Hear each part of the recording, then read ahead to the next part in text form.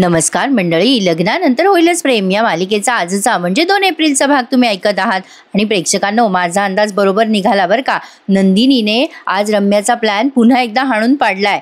काल ती सांगत असते की श्रीखंडपुरीचा कॉम्बिनेशन हे जबरदस्तच आहे, पण आजचं श्रीखंड हे काव्याने केलंय. वसू आत्याने खास चॅलेंज दिलं होतं काव्याला श्रीखंड बनवायचं, त्यामुळे आजचं श्रीखंड हे काव्याने बनवलंय. पण वसू आत्याला कुठे सहन होतंय काव्याचा आनंद. वसू आत्या लगेच मिठाचा खडा टाकत म्हणतात, अरे कडू माणसाने बनवलेलं श्रीखंड हे कडू आहे का, ते चाखून बघा आधी. असं बोलून वसू आत्या हळूच रम्याच्या कानात म्हणतात, रम्या मी श्रीखंड खाऊन बघते मग तमाशा करते. त्यावर रम्या म्हणते, अगं थांब, श्रीखंड खाऊ नको. वसू आत्या म्हणतात, का ग? रम्या म्हणते, अगं आई त्यात एक कण सुद्धा साखर नाहीये. वसू आत्या म्हणतात, अगं बाई म्हणजे? रम्या म्हणते, अगं थांब जरा, बाकीच्यांना खाऊ दे, मग एक घास खाल्ला ना सगळ्यांनी की बाकीचे सगळे तू तू करतील बघ. आता सगळेजण श्रीखंड खातात आणि बोट चाटायला लागतात. वा, काय सुरेख झालंय श्रीखंड, अप्रतिम. सगळ्यात आधी तर मंजू आत्याचे मिस्टर ओरडतात, अप्रतिम झालंय श्रीखंड, आय लाईक दिस. असं म्हणून त्यांनी भरपूर वाट्या श्रीखंड खाल्लाय. पारचे वडील पण कौतुक करतात आणि सगळेच जण. वसू आत्याचा चेहरा उतरतो ना आता वसू आत्या सुद्धा चाखून बघतात आणि रम्या पण खाऊन बघते श्रीखंड. तर खरंच की ते श्रीखंड अप्रतिम झालेलं असतं. ते श्रीखंड चाकून वसू आत्याला काही उमजे ना, हे श्रीखंड असं कसं चांगलं झालं. त्या रम्याला ओरडतात, असं कसं चांगलं झालं हे श्रीखंड. रम्या म्हणते, मला काय माहीत. आता नंदिनी बघा कशी बघत असते रम्याकडे आणि रम्या नंदिनीकडे. आता नंदिनीला तो क्षण आठवलाय. मी म्हटलं ना काल, नंदिनी त्या श्रीखंडामध्ये साखर घालेल, एक अंदाज होता माझा, तो बरोबर निघाला. आता इथे आपल्याला आठवून दिलंय, नंदिनी किचनमध्ये जाते तेव्हा तिच्या लक्षात येतं की साखरेची पुडी फोडलेलीच नाहीये आणि बरणीमध्ये साखर जेवढी होती अगदी तेवढीच आहे. नंदिनी विचार करते, अरे चा, ही पुडी फोडलेली नाहीये आणि साखरही तशीच आहे. काव्याने श्रीखंडामध्ये साखर घातली की नाही? नाही बहुतेक काव्याने श्रीखंडामध्ये साखर घातलीच नाहीये. नंदिनी असा विचार करते आणि पटकन त्या श्रीखंडामध्ये साखर मिक्स करते. आणि त्यानंतर नंदिनीच्या मनात विचार येतो, मी इथे आले तेव्हा रम्या इथे आलेली होती, म्हणजे रम्याने काहीतरी खोडी काढलीच असणार आहे या श्रीखंडाची किंवा काव्याची. नाही, मला ना आता या श्रीखंडामध्ये आधी साखर घालावी लागेल. त्यामुळे न चाखता नंदिनीने त्या श्रीखंडामध्ये साखर मिक्स केली आहे. आता रम्या पाणी पितीये, नंदिनीकडे बघतीये. नंदिनी मनातल्या मनात विचार करते, रम्या तू यावेळेला खोडी काढलीयस या गोष्टीचा पुरावा माझ्याकडे नाहीये. मला माहितीये या सगळ्या प्रकरणामध्ये तुझाच हात असणार आहे नक्की, पण काळजी करू नकोस रम्या, जोवर माझ्या काव्याच्या पाठीवर माझा हात आहे ना, तोपर्यंत माझ्या काव्याचं कोणी वाकडं करू शकणार नाहीये. आता रम्या घाबरते बरं का नंदिनीला आणि गपचूप श्रीखंड खात असते. आता बघा सगळेजणच वसू आत्याला चिडवायला लागतात. मानिनी ताई म्हणतात, काय मग वसुताई, आमच्या सुनबाईने श्रीखंड कसं केलंय सांगा तरी. वसू आत्याच्या तोंडून कुठे कौतुकाचे शब्द फुटताय. वसू आत्या एक शब्दही बोलत नसतात. आता लगेच पार्थ म्हणतो, ए वसू आत्या असं नाही ग, जरा तोंडाने सांग ना कसं झालंय श्रीखंड. वसू आत्या नुसतं असं मानेने हो हो करतात ना. मग आता पार्थ म्हणतो, सांग की कसं झालंय. वसू आत्या म्हणतात, बरं झालंय. आता हे पार्थचे वडील म्हणतात, अगं तसं नाही वसुताई, तुझा कसा खडा सूर असतो ना नेहमी, तसं वरच्या पट्टीत बोल की. आता मानिनी ते म्हणतात, अहो पुरे. काव्या अशी गालातल्या गालात हसते बरं का. आजचा एपिसोड पण छान दाखवलाय त्यांनी प्रेक्षकांनो. आता नंदिनी पण स्माईल करायला लागते, कशी वसू आत्याची खोड जिरवली. पण असो, आता या मानिनी ताई म्हणतात, अगं नंदिनी तू बस जेवायला, चल बसा बरं. दोघीही सुनांनी माझ्या जेवायला सुरुवात करा. आणि पोरांनो, तुम्ही जेवल्याशिवाय काही मी जेवणार नाही. आणि काय रे पार जीवा, तुम्हाला भुका लागल्या, तुम्ही जेवायला सुरुवात केली. जरा विचार करायचा, आपल्या बायकोला पण भूक लागलेली असते. लग्नानंतरचा पहिला सण आहे तुमचा. चला बरं, आपापल्या बायकांना एक एक घास भरवा, श्रीखंडपुरीचा घास भरवा, चला. आता असं म्हटल्यावर काव्याला जरा हर्ट व्हायला होतं. ॲक्च्युली काय प्रॉब्लेम आहे प्रेक्षकांनो, जीवाला राग आलाय काव्याचा, पण काव्या मात्र अजूनही जीवावर प्रेम करते. त्यामुळे ती काही पार्थला एक्सेप्ट करायला तयार नाहीये. त्यामुळे हा सगळा रागराग आहे. आता असं म्हटल्यावर जीवा आणि काव्या दोघे एकमेकांकडे बघायला लागतात. आता जीवाला तर रागच आहे काव्यावर, त्यामुळे तो आधी नंदिनीला घास भरवतो. आता ते पाहिल्यावर काव्याला खूप राग येतो आणि मगाशीच तिने तो प्रसंग बघितला, म्हणजे कालच्या एपिसोडमध्ये आपण पाहिलं होतं ना. आता काव्याला तिच्या सगळ्या आठवणी आठवायला लागतात की जीवा तिला कशा पद्धतीने घास भरवायचा. आता हे सगळं बघून काव्याला खूप जेलसी होते. हा सीन जरा रंगवलाय त्यांनी. आणि मग जीवा नंदिनीला घास भरवतोच आणि काव्याकडे बघतो, काव्या त्याच्याकडे बघते. आता या मानिनी ताई पार्थला आग्रह करतात, पार्थ ए पार्थ, अरे तू भरव की घास काव्याला. पण आता काव्याला ते सहन होत नाही. काव्या आता चिडते बरं का आणि सगळ्यांसमोर पार्थचा अपमान करते. पार्थचा म्हणून नाही, पण ती घास खायला नकार देते आणि म्हणते मला काही गरज नाहीये भरवायची, माझी मी समर्थ. पार्थ तरी सुद्धा आग्रह करत असतो, पण काव्या म्हणते नकोय, मला सांगितलं ना माझी मी समर्थ आहे खायला. आता वसू आत्याने काही रिॲक्शन दिली नाही यावर असं होईल का? आता ही काव्या असं बोलल्यानंतर वसू आत्या लगेच उत्तर देतात, अगं काव्या, इथे सगळ्यांना माहिती आहे तुझी तू खायला समर्थ आहे. पार्थ आमचा प्रेमाने भरवतोय घास, तर तुला घास घ्यायला काय हरकत आहे. असं म्हटल्यानंतर आता लगेच वसू आत्या वाकडं तिकडं बोलायला लागतात बरं का. आणि म्हणे मी श्रीखंड केलंय. अगं ते श्रीखंड झालं असेल गोड, पण तुझ्या स्वभावातल्या कडूपणाचं काय करायचं ग आम्ही. पार्थ बघ बाबा, तुमचा संसार मला कडूच होईल असं दिसतंय. नाही म्हणजे खरं सांगू का पार्थ, अशा कडू स्वभावाच्या माणसांना श्रीखंडाचा घास नाही, कडुलिंबाच्या पानांचा घास खाऊ घालायला पाहिजे. आता वसू आत्याला काय गरज आहे बरं एवढा इंटरेस्ट दाखवायची यांच्या संसारामध्ये. तसं पाहिलं तर वसू आत्याला जरा ओरडायला काही हरकत नाहीये, पण घरात मोठ्या आहे ना त्या, कोण बोलणार त्यांना. आता मात्र काव्या खूप चिडते आणि म्हणते या कडू आयुष्यापेक्षा कडुलिंबाची कडू पानं खाल्लेली बरी, असं म्हणून ती आगदावणेपणा करते आणि स्वयंपाकघरात जाऊन ते लिंबाचे पानं खाते. खरं तर प्रेक्षकांनो हा सीन इतका फनी वाटला ना. आता हे सगळ्याचे सगळे काव्याच्या मागे गेलेत. नंदिनी, तिची सासू मानिनीताई. आता नंदिनी म्हणत असते मी कोणाचे ऐकणार नाहीये. थांब थांब ताई, आता कडुलिंबाची पानं खायची आहे ना, खाते ना मी कडुलिंबाची पानं खाते. असं म्हणून काव्याने ती कडुलिंबाची पानं खायला सुरुवात केली आहे. पण वसू आत्या मात्र मस्त एन्जॉय करताय. असं असतं प्रेक्षकांनो, आपण विनाकारण रागराग केला ना समोरचा माणूस मजा घेत असतो. त्यामुळे आपण कधीच चिडचिड करू नये, समोरच्या माणसाला चिडचिड करायला लावायची म्हणजे मजा येते. पण काव्या काय करते, राग स्वतःलाच त्रास करून घेते, हे चुकीचं आहे. आता नंदिनी सगळेच जण म्हणत असतात अगो काव्या काव्या काय करते ते काढ आधी. आता काव्याला सगळे पाणी देतात बरं का, पण काव्या पाणी पण पित नाही आणि तशीच खोलीत पळून जाते. आता जीवाला ते कळतंय, पण काय जीवा काय रिॲक्शन देणार बिचारा, आता काहीच कशात मॅटर नाहीये त्याचं. तर असो, आता ती आता उलटी करायची असते तिला काव्याला, ते पानं सगळी थुकते ती आणि आता तिच्या खोलीत जाते. तेव्हा पार्थ लगेच तिच्या मागे मागे श्रीखंडाची वाटी घेऊन येतो आणि हसतो तिला खूप. आता काव्या चिडते आणि म्हणते काय कशाला आलात माझ्या मागे मागे. आता पार्थ म्हणतो आईने सांगितलं म्हणून, आईने सांगितलं गजरा द्या म्हणून तुम्हाला गजरा दिला, आईने सांगितलं घास भरवा म्हणून घास भरवला. तसं तर आईने मला पाणी द्यायला सांगितलं होतं, पण मला वाटलं श्रीखंड बरं म्हणून श्रीखंड आणलाय. आता काव्या म्हणते मस्करी करताय माझी, तुम्हाला माहिती ना बाहेर काय खाऊन आले, दिसत नाही का तुम्हाला. पार्थ म्हणतो अहो तुम्हाला दिसत नाहीये का मी काय घेऊन आलोय तुमच्यासाठी, श्रीखंड आणलंय की नाही. त्यावर काव्या म्हणते मला जरा शांतता हवी आहे. आता पार्थ म्हणतो शांतता नाही, तुम्हाला गोडवा हवाय. त्यावरती काव्या म्हणते तुमची आत्याबाई काय म्हणली बाहेर ऐकलं नाही का तुम्ही, मला फक्त कडू बोलता येतं, मी कडू आहे संपला विषय, मला कडूच बोलता येतं, मी काहीही गोड डिझर्व करत नाही. त्यावर पार्थ तिला सुरेख उत्तर देतो अगं काव्या, आपण काय डिझर्व करतो आणि काय नाही हे दुसऱ्याला ठरवण्याचा अधिकार नसतो. त्यावरती काव्या म्हणते तुमचे फुकटचे सल्ले नको आहेत मला. पार्थ म्हणतो कशाला घेताय माझे फुकटचे सल्ले, तुमच्यासाठी श्रीखंड आणले की ते घ्या ना, ते डिझर्व करताय तुम्ही. काव्या म्हणते नको म्हणलं ना, पार्थ म्हणतो घ्या म्हणलं ना. खूप फनी वाटलाय हा सीन. आता काव्या म्हणते काय हट्टीपणा करताय.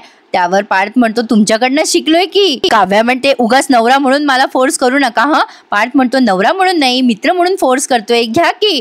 काव्या म्हणते मी सांगितलं ना नको म्हणलं, जा बरं तुम्ही इथून. आता पार्थ म्हणतो खा म्हणलं ना, मी नाही जाणार इथून तुम्ही खाल्ल्याशिवाय. काव्या म्हणते तुम्ही जा ह इथून मुकाट्याने. पार्थ म्हणतो तुम्ही खा ह मुकाट्याने. काव्या म्हणते का आग्रह करताय. आता पार्थ म्हणतो थांबा आता भरूनच दाखवतो. काव्या म्हणते काय मला नकोय सांगितलं ना, निघा बरं तुम्ही इथून जा. काव्या चिडचिड करत असते, तेवढा हा तिच्याशी गोड बोलत असतो. पार्थ आता म्हणतो काय असतं ना काव्या, कडूपणा हा टेम्पररी असतो, पण गोडवा हा फॉरेवर असतो. आयुष्यामध्ये गोडवा जगायला हवाच. नाही या श्रीखंडामुळे तुमच्या मनातला कडवटपणा दूर नाही होणार, पण तुमच्या तोंडाचा गोडवा नक्कीच परत येईल. एवढं सांगून तो तिथे श्रीखंड ठेवून देतो आणि निघून जातो. पण आता मजा घडते हा प्रेक्षकांनो, छान दाखवलंय त्यांनी, जोडी एकदम सुपर हिट आहे हा प्रेक्षकांनो. काव्या जेवढी चिडचिड करते तेवढाच पार्थ अगदी शांततेने आणि प्रेमाने तिला समजवतो. आता पार्थ काय करतो, मे बी तो मुद्दाम तिथे मोबाईल विसरतो बरं का, त्याने ते श्रीखंड तिथे ठेवलंय आणि तो निघून जातो. आता काव्या विचार करते कशाला कशाला उगाच तोंड कडू ठेवायचं, थोडंसं श्रीखंड खायला काय हरकत आहे. म्हणून काव्या आता गपचूप ते श्रीखंड बका खायला लागते, पण आधी खात्री करते आजूबाजूला कोणी नाहीये ना याची. आणि काव्याने ते श्रीखंड आता खाल्लंय बरं का. हा प्रसंग पण खूप छान वाटलाय प्रेक्षकांनो. ही मालिकानं जरा कमी दाखवतात पण मस्त दाखवतात. आता काव्या ते श्रीखंड खायला लागते तेव्हा पार्थ मागून असा बघत असतो आणि बराच वेळ तो बघताना दाखवलाय. म्हणजे काव्याने जवळपास अर्ध्याच्या वर वाटी संपवल्यानंतर तो आतमध्ये येतो बरं का. आता काव्याला कळतं की पार्थ आत आलाय. आता काव्या त्याच्याकडे बघते, पार्थ आल्या हसायला लागतो. त्यामुळे काव्या अजून चिडते त्याच्यावर. पार्थ म्हणतो सॉरी मी माझा मोबाईल इथे विसरलो होतो आणि अहो जरा सावकाश खा. नाही म्हणजे सॉरी मी फोनच घ्यायला आलो होतो. आता तो पुन्हा हसत असतो. तेव्हा काव्या म्हणते हसायला काय झालं तुम्हाला. मग आता पार्थ म्हणतो सॉरी तुम्ही हे असं बका श्रीखंड खात होता ना, तेव्हा असं वाटत होतं एखादी मांजर चोरून दूध पिते की काय, किंवा श्रीखंड खाते की काय, म्हणून मला हसायला आलं, बाकी काही नाही. आता काव्या त्याच्यावर चिडून काही बोलणार तेवढ्यात पार्थ फोनवर बोलायची ऍक्टिंग करतो आणि हॅलो आलो असं म्हणून तिथून निघून जातो. भारी आहे की नाही हा सीन, मस्तच वाटलाय. तर प्रेक्षकांनो आता पुढे बघा काव्या राहिलेलं उरलेलं सगळं श्रीखंड संपवते आणि मग कुठे तिच्या तोंडाचा गोडवा परत येतो. कडुलिंबाची पानं खाणं सोपं नाहीये.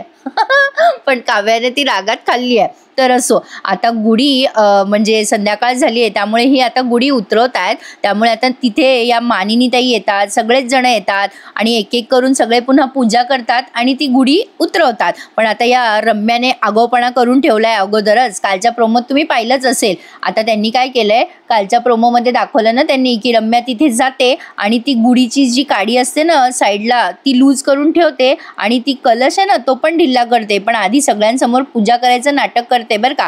मग मानिनीताई येतात, त्या पूजा करतात, त्या सगळ्यांना सांगतात एक एक करून हे प्रत्येक जण पूजा करतात गुढीची. जीवा नंदिनी हे शेवटी करतात पूजा. आता सगळ्यात आधी पार्थला आणि काव्याला सांगतात पूजा करायला. आता वसू आत्या आणि रम्या दोघी जणी कशा बोलत असतात बघा एकमेकींशी हळू. रम्या हसत असते तेव्हा वसू आत्या म्हणतात कशाला हसते, त्यांना बघून आनंद होतोय का तुला. रम्या म्हणते मी कशाला त्यांना हसू, अगं मला ना दुसऱ्या कारणामुळे हसू येत आहे. वसू आत्या म्हणतात मला ना आजचा दिवसच वाईट गेलाय. एकतर त्या काव्याला मी चॅलेंज दिलं श्रीखंड करायचं आणि तिने ते जोमाने करून दाखवलं. आता या दोघींचं बोलणं सुरू असताना एकीकडे पूजा दाखवत आहे बरं का यांची. वसू आत्या हळूहळू बोलतात, त्या म्हणतात रम्याला काय ग रम्या श्रीखंडात साखर नाहीये, तू सांगितलं होतं ना मला, मग साखर कुठून आली त्यात. रम्या म्हणते ते नाही माहिती ग मला कशी आली साखर आणि काय आली. वसू आत्या म्हणतात काय ना तुला ना रम्या काहीच माहिती नसतं काय कुठे चाललंय आणि काय नाही. पण एक सांगू का तुला रम्या, असं म्हणतात की शत्रूचं कौतुक करू नये, पण अगो तुला खरं सांगते रम्या ते श्रीखंड एवढं अप्रतिम झालं होतं ना बाई, मेला माझा डायबिटीस आणि त्या काव्यावरचा राग, त्याच्यामुळे मला ते श्रीखंड खाता आलं नाही ग. पण बाकीच्यांनी किती मिटक्या मारत बोटं चाटत ते श्रीखंड खाल्लं ग. थोडक्यात काय अगं या सगळ्यांचा पाडवा आजचा सुखात गेला, या वर्षीचा पाडवा चांगलाच गेला यांचा. आता रम्या हळूच म्हणते अगं आई अजून कुठे गुढीपाडवा संपलाय, या गुढीची मी व्यवस्थित सोय केली आहे. वसू आत्या म्हणतात म्हणजे. मग आता रम्याने तिने जे काही उद्योग केलाय ना तो दाखवलाय, म्हणजे आपल्याला दाखवलाय आणि तिने तिच्या आईला तो ऐकवलाय. त्या रम्याने त्या गुढीची काडी अशी लूज केली आहे आणि त्या गुढीचा कलश असा ढिल्ला केलाय. खरं तर प्रेक्षकांनो हे न समजण्या इतपत काही सोपं नाही. म्हणजे ठीक आहे ती काडी लूज केली ते नसेल समजलं, पण तो कलश लूज आहे हे कोणाच्याही लक्षात आलं असतं बरं का. एक आपलं जाणवलं म्हणून तुम्हाला सांगते. तर असो आता वसू आत्या ते प्रकरण ऐकतात आणि त्यांना असं वाटतं की आता मज्जा येणार. आता रम्याने सांगितलेलं ते पुन्हा पुन्हा दाखवलंय आपल्याला. वसू आत्या आता ते सगळं ऐकतात रम्याकडनं आणि म्हणतात अरे वा हे तर तू खूप भारी काम केलंयस रम्या. आता बघा प्रेक्षकांनो हे काही काही प्रसंग असतात ते उगाचच रंगवतात विनाकारण. पण असो आता रम्याने तो सगळा तिचा प्लॅन वसू आत्याला सांगितल्यानंतर वसू आत्या म्हणतात रम्या बाई भारीच काम केलंस ग तू. त्यावर रम्या म्हणते आता बघ तू थोड्या वेळाने जीवा आणि नंदिनी पूजा करतील ना तेव्हा तो कलश खाली आणि गुढी जमिनीवर असेल. रम्या आणि वसू आत्या किती लांब उभ्या आहेत बघा ना. वसू आत्या म्हणतात हो ना आणि मग अपशकुन होणार. रम्या म्हणते हो तू सुरू कर ना, आजच्या दिवशी अपशकुन झाला वगैरे. इकडे नंदिनी आणि जीवा पूजा करत असतात आणि तिकडे त्या मायलेकींचं बोलणं आपल्याला ऐकवलंय. आता हा लास्ट सीन आहे. नंदिनी आणि जीवा पूजा करताय. नंदिनी मनोभावे पूजा करत असते आणि आता त्याच्या बाजूला अगदी एक्झॅक्टली काव्या आणि पार्थ दोघेही उभे आहेत. रम्या म्हणत असते, बघ आई आता कशी मजा येणार आहे, यांचा गुढीपाडवा काही सुखाने होऊ देत नसते मी. आता जीवाला सांगतात त्या मानिनी ताई, ए बेटा जीवा गुढी उतरव रे. आता वसू आत्या आणि रम्या तयार असतात बरं का हसायला आणि अपशकुने असा आरडाओरडा करायला. पण झालं काहीतरी वेगळंच, जे तुम्ही काल प्रोमोत पाहिलं. आता जीवा आणि नंदिनी दोघेही गुढी उतरवायला जातात तेव्हा एकदम तो कलश खाली पडतो आणि विदिन अ सेकंड या चौघांनी खूप छान पद्धतीने ती गुढी सावरली आहे.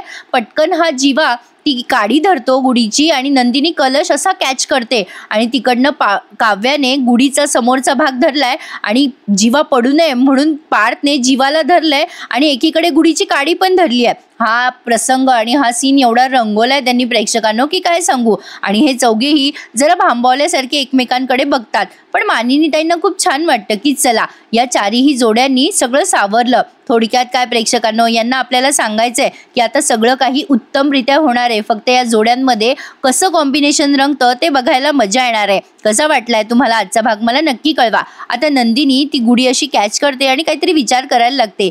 पार जीवाच्या खांद्यावर हात ठेवतो आणि त्याला म्हणतो, डोंट वरी, तू पडला नाहीयेस, असं त्याने फक्त खाणाखुणा करून त्याला समजवलंय. तर प्रेक्षकांनो आजचा एपिसोड जरा लहानच होता बरं का. मी तुम्हाला डिटेलमध्ये दिलाय. कसा वाटला मला कमेंट करून नक्की सांगा. पण थांबा पुढचा प्रोमो काय आहे ते बघून जा. आता बघा पुढच्या प्रोमोमध्ये आपल्याला असं दिसतंय की नंदिनीने खमंग थालपीठं केलेली असतात. मानिनी ताई म्हणतात, अहो कशी झाली थालपीठं जरा सांगा तरी. मानिनी ताई म्हणतात, आजची शेफ आपली नंदिनी आहे बरं का. मग आता पार्थचे वडील खूप कौतुक करतात नंदिनीचं. मग वसू आत्या म्हणतात, अगं आपल्या जीवाला फक्त तुझ्याच हातची थालपीठं आवडतात. मानिनी ताई म्हणतात, अगं त्याला खाऊ तर दे, कशी आहेत कशी नाही बघूयात ना कशी लागतात. पण आता जीवा एवढं भरभरून कौतुक करतो नंदिनीचं की नंदिनी खुश होते. पण आता होतं असं की वसू आत्या मुद्दाम मिठाचा खडा टाकण्यासाठी म्हणतात, अगं नंदिनी तुझ्या हातात तर अजून पार्थने घातलेलीच अंगठी आहे, काढ किती. आणि पार्थलाही काढायला सांगतात नंदिनीने घातलेली अंगठी. त्यामुळे यांच्या घरातलं वातावरण डिस्टर्ब होतं. तर आजचा भाग काहीसा असा होता. तुम्हाला कसा वाटला प्रेक्षकांनो मला कमेंट करून नक्की कळवा. आणि ज्यांनी चॅनल नसेल सबस्क्राईब केले त्यांनी प्लीज चॅनलला सबस्क्राईब करा आणि आपले सगळे रिव्ह्यूज एन्जॉय करायला विसरू नका. भेटूयात उद्या पुन्हा एकदा. तोपर्यंत टेक केअर. धन्यवाद.